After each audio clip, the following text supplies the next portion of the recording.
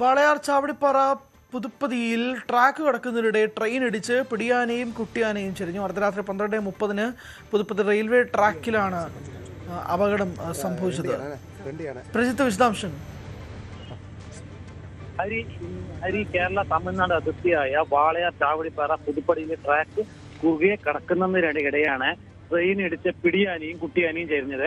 അതായത് രാത്രി 12:30 കൂടിയാണ് അപകടം ഉണ്ടായത്. മംഗലാപുരം ചെന്നൈ എക്സ്പ്രസ് ട്രെയിൻ ഇടിച്ചാണ് അപകടമുണ്ടായതെന്നും വനംവകുപ്പ് അറിയിക്കുന്നുണ്ട്.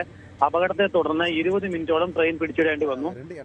ചാവടിപ്പാറ ജനവാസ മേഖലയിൽ നിന്ന് മടങ്ങിയ കുട്ടിയാനയും പിടിയാനയുമാണ് ട്രെയിൻ അപകടത്തിൽ ചേരുന്നത്. അതുമാത്രമല്ല, ഈ മേഖലകളിൽ സ്ഥിരം ആനയുടെ സാന്നിധ്യമുണ്ട്. അവിടെ ഫെൻസിംഗിന്റെ പണികൾ പുരോഗമിച്ചു വരികയാണ്. വനമേഖലയിൽ ട്രെയിനിന്റെ വേഗത കുറവായതിനാലാണ് മറ്റു വലിയ അപകടങ്ങളിലേക്ക് പോകാതിരുന്നതും വലിയ ദുരന്തം ഒഴിവായതും അങ്ങനെയാണ്. റേഞ്ച് ഓഫീസർ പ്രവീണിന്റെ നേതൃത്വത്തിൽ വനംവകുപ്പ് ഉദ്യോഗസ്ഥർ സംഭവ സ്ഥലത്ത് എത്തിയിട്ടുണ്ട്.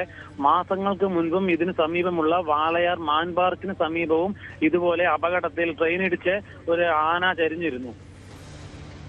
വനംവകുപ്പ് ഉദ്യോഗസ്ഥർ ഇപ്പോൾ സ്ഥലത്ത് എത്തിയിട്ടുണ്ട്. കൂടുതൽ നടപടികൾക്ക് ശേഷം ആനയുടെ പോസ്റ്റ്മോർട്ടം നടപടികളും നടക്കുന്നതാണ്. ഈ ഫെൻസിംഗ് ഇല്ലാത്തത് തന്നെയാണ് ഇതിന് പ്രധാനപ്പെട്ട കാരണമായിട്ട് പറയുന്നത്. ഇതുപോലെ അതൊരു ബി ട്രാക്ക് ലൈനാണ്. വാളയാർ വനത്തിനുള്ളിലൂടെ പോകുന്ന ട്രാക്കാണ്. ആ ട്രാക്കിലൂടെ വനത്തിൽ നിന്ന് പുറത്തേക്ക് ജനവാസ മേഖലയിലേക്ക് വരുന്നത് ആനയുടെ സ്ഥിരമാണ്.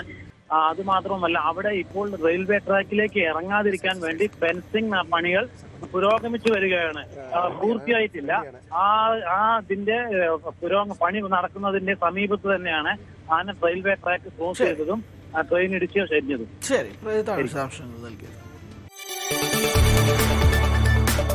കൂടുതൽ വാർത്തകൾക്ക് news 18 Keralam YouTube channel subscribe ചെയ്യുക.